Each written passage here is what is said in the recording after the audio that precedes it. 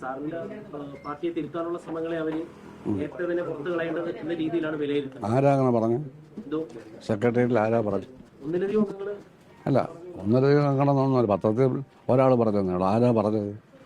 ഞാൻ പത്രം വായിച്ചു. ആരാ പറഞ്ഞത്? പറഞ്ഞാളുടെ പേര് പറഞ്ഞാലേ അതിനെ പറ്റിയ കാര്യം പറയാൻ പറ്റും. സെക്രട്ടേറിയറ്റ് കൂടി തീരുമാനിച്ചതായി ഞാൻ പത്രങ്ങളിൽ വായിച്ചത് ജി സുധാകരൻ പാർട്ടിയിൽ നിന്ന് പോയതിന് കാരണം ഇതിനകത്തുള്ള ചില ആൾക്കാരാണ്. രണ്ടാമത് അദ്ദേഹം പോകാതെ കൂടെ നിർത്തണമായിരുന്നു.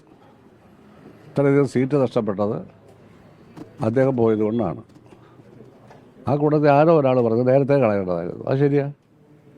ഞങ്ങൾ പാർട്ടി പോലും ചേർക്കാൻ പാടില്ലായിരുന്നു. കളയേണ്ടതല്ല, പാർട്ടി പോലും ചേർക്കാൻ പാടില്ലായിരുന്നു. മൂട്ടിക്കുകയും കക്കുകയും വെള്ളമടിക്കുകയും ചെയ്തവർ മാത്രം മതി പാർട്ടിയിൽ. മതിയല്ലോ. അങ്ങനെയുള്ള സെക്രട്ടേറിയറ്റ് മെമ്പറായിരിക്കും ഈ പറഞ്ഞത്. ആരാന്ന് എനിക്കറിയത്തില്ല. ആരായാലും ഒരാളെ മുൻകാല പ്രാബല്യത്തോടെ പുറത്താക്കാൻ പറ്റുമോ? മുൻകാല പ്രാബല്യത്തോടെ ആരെങ്കിലും ഏതെങ്കിലും പാർട്ടിയിൽ നിന്ന് പുറത്താക്കാൻ പറ്റുമോ? വല്ല വിവരമുണ്ടോ? ഒരു തെറ്റ് ചെയ്താലല്ലേ പുറത്താക്കാൻ പറ്റൂ? പാർട്ടിയുടെ പോളിറ്റ് ബ്യൂറോയും പാർട്ടി കോൺഗ്രസും സ്റ്റേറ്റ് സമ്മേളനവും മറ്റ് റെസൊല്യൂഷനും പറയുന്ന തെറ്റുകൾ പാർട്ടിക്കകത്ത് കാണിക്കുന്ന ധാരാളം പേരുണ്ടെന്നാണ് അതിനകത്തൊക്കെ പറയുന്നത്. അതിനെതിരെ പാർട്ടി ഫൈറ്റ് ചെയ്യുകയും അത്തരക്കാരെ തിരുത്തുകയും വേണം. അതാണ് ഞാൻ പറഞ്ഞുകൊണ്ടിരുന്നത്. അത് പാർട്ടിക്കെതിരാണെന്ന് പറയുന്നവർ പാർട്ടിക്കെതിരായി പ്രവർത്തിക്കുന്നവരാണ്. പാർട്ടി എന്താണെന്ന് നമുക്കറിയില്ല. അതൊന്നും ഇത്രയും പേര് കൂടിയിട്ടൊന്നും അഭിപ്രായം ചോദിക്കേണ്ട കാര്യമില്ല. അത്രയേ ഉള്ളൂ. ഒരാളോട് പറഞ്ഞാൽ മറ്റുള്ളവരൊന്നും അങ്ങനെയല്ലല്ലോ പറഞ്ഞത്. അവർ പറയുന്നുണ്ടല്ലോ, ഞങ്ങളുടെ ജി സുധാകരൻ, നാസർ, പിന്നെ ആരാ, ഇങ്ങനെ 4-5 പേരുടെ പേരാണ് അയച്ചത്. അതൊക്കെ അംഗീകരിച്ചിരുന്നെങ്കിൽ ഈ സീറ്റൊക്കെ ജയിക്കുമായിരുന്നു എന്ന് മനോരമയിൽ അങ്ങനെ കണ്ടല്ലോ. അങ്ങനെയൊക്കെ പറഞ്ഞല്ലോ ആൾക്കാർ. താമസിച്ചാണെങ്കിലും അവർക്കത് ബോധ്യപ്പെട്ടത് മതി. താമസിച്ചായാലും ബോധ്യപ്പെട്ടല്ലോ. എൻ്റെ അച്ഛന് ഒരു LC മെമ്പറെ കൊണ്ട് വിളിപ്പിച്ചാൽ ഞാൻ പിന്നെ ആ പാർട്ടി നിൽക്കുമോ? ഒറ്റ ക്വസ്റ്റ്യൻ നിങ്ങൾ മറുപടി പറ. അത്ര കാലം മറുപടി പറ. ലോക്കൽ കമ്മിറ്റി മെമ്പറല്ലേ വിളിച്ച കരിവാടിയിൽ? കള്ളർ ഷാപ്പിലിരുന്നല്ലേ അവൻ ഫേസ്ബുക്കിൽ ആ കുറിപ്പിട്ടത്? മന്ത്രി ഷാപ്പിലിരുന്നല്ലേ? അവിടുത്തെ LC സെക്രട്ടറി ആയിട്ട് ഇരുന്നിട്ടല്ലേ ഇട്ടത്? അപ്പോൾ സ്വന്തം അച്ഛനെ ബഹുമാനമുള്ളവരാരും പിന്നെ നിൽക്കത്തില്ല. അത്രയേ ഉള്ളൂ. അങ്ങനെ ഒത്തിരി കാര്യങ്ങളുണ്ട്.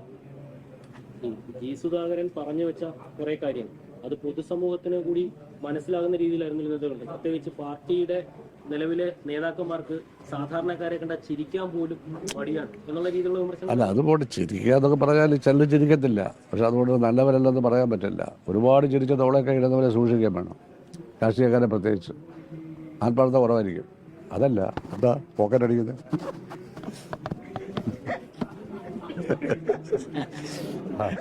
അപ്പോൾ ചുമ്മാ പറഞ്ഞാണ്. അപ്പോൾ അതാണ്.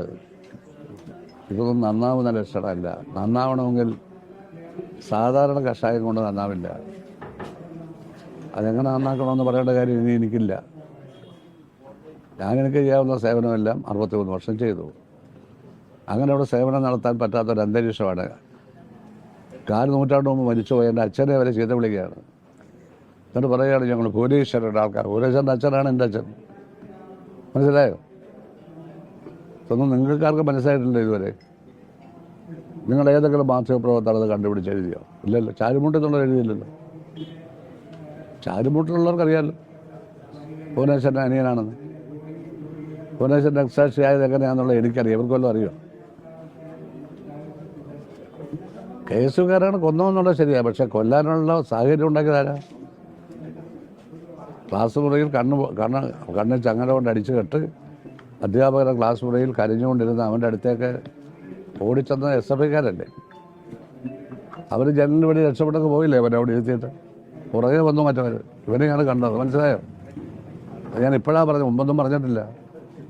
ഭുവനേശ്വരൻ്റെ കാര്യത്തിലൊന്നും ഇവരാൾ മുതൽ കണ്ണിൽ കൊടുക്കണ്ട. കേസ് മുഴുവൻ പറഞ്ഞത് ഞങ്ങളുടെ കാശ് കൊണ്ടും ഞങ്ങളുടെ വീട്ടിലെ തടി വിറ്റുമൊക്കെയാണ്. ഇതൊക്കെ പറയിപ്പിക്കണം. അതിനൊന്നും ഒരു പരാതി ഞാൻ പറഞ്ഞിട്ടില്ലല്ലോ ആരോടും ഇന്നേ വരെ. വെളിയിൽ വന്നതിന് ശേഷമല്ലേ. എന്നെ പണ്ടേ പുറത്താക്കണമായിരുന്നു. ഓരോരുത്തർ ഉദ്ദേശിക്കുമ്പോൾ ഓരോരുത്തരെയൊക്കെ പുറത്താക്കണതിന് കാരണം വേണം. ഇങ്ങനെ പറഞ്ഞവർ മാത്രം മതി ഇതിനകത്ത്. നിങ്ങളവിടെ നിന്ന് വേണമെങ്കിലും ചെയ്തു. ആർക്കും ഒരു ശല്യമില്ല. ജനം കൂടെ ഉണ്ടാവില്ല. അത് മാത്രമേ ഉള്ളൂ. ഇപ്പോൾ കാണിച്ചു തന്നെ ജനം കൂടുതലുണ്ടാവില്ല. ജനം കൂടെ ഉണ്ടാവണമെങ്കിൽ പണ്ട് പ്രവർത്തിച്ചോളം പ്രവർത്തിക്കണം. ജനങ്ങളുടെ ഇടയിൽ എങ്ങനെയാണ് പ്രവർത്തിച്ചതെന്നുള്ളത് ഞങ്ങളവ കാണിച്ചു തന്നിട്ടുണ്ട്. ഞങ്ങൾ കഷ്ടപ്പെട്ടിട്ടുണ്ട്. ഞങ്ങളുടെ തല പോകുന്ന സാഹചര്യത്തിൽ പോലും ഞങ്ങളുടെ പാർട്ടിക്ക് വേണ്ടി ഉറച്ചു നിന്നവരാണ് കുട്ടനാട്ടിൽ. എപ്പോഴാണ് തല പോകണമെന്ന് അറിയത്തില്ല. ആക്രമണം നടക്കുക അവിടെ, ബോംബേറ്, പാർട്ടി ബസ് കത്തിക്കല്ല. ഞങ്ങളവിടെ ഉറച്ചു നിന്നവരല്ലേ. അപ്പോൾ ഞങ്ങളെപ്പറ്റി ഇങ്ങനെയാണോ പറയേണ്ടത്? ഇതിൻ്റെയൊക്കെയാണോ പറയേണ്ടത്? ഞാൻ CPM എന്ന് പറയുന്ന പാർട്ടിക്കെതിരെ ഒന്നും ഇതുവരെ പറഞ്ഞില്ലല്ലോ. CPM എന്ന് പറഞ്ഞ് CPMൻ്റെ ആശയങ്ങളല്ലാതെ വൃത്തികെട്ട ആശയങ്ങൾ, മുതലാളിത്ത ആശയങ്ങൾ ഉൾക്കൊള്ളുന്ന സ്ഥാനമോഹികളും സാമ്പത്തിക മോഹികളുമായ ആൾക്കാർ ഈ പാർട്ടിയെ ഇടപെട്ട് നശിപ്പിക്കുന്നതിനെ പറ്റിയാണ് സംസാരിച്ചുകൊണ്ടിരിക്കുന്നത്. അത് മറ്റു പാർട്ടിക്കാരും വിമർശിക്കുന്നുണ്ട്. നന്നാവാൻ വേണ്ടിയാണ്. പക്ഷേ നന്നാവാൻ അത്ര എളുപ്പമല്ല. അതുകൊണ്ട് സെക്രട്ടേറിയറ്റിൽ ആരെന്ത് പറഞ്ഞു എന്നുള്ളത് പത്രം വഴി വായിച്ചതുകൊണ്ട് ഈ പറഞ്ഞത് ആരാണെന്നുള്ള പേര് പറയുകയാണെങ്കിൽ ഞാൻ അയാളുടെ വിവരങ്ങൾ പിന്നീട് പറയാം. നിങ്ങളെ കണ്ടുപിടിക്കും.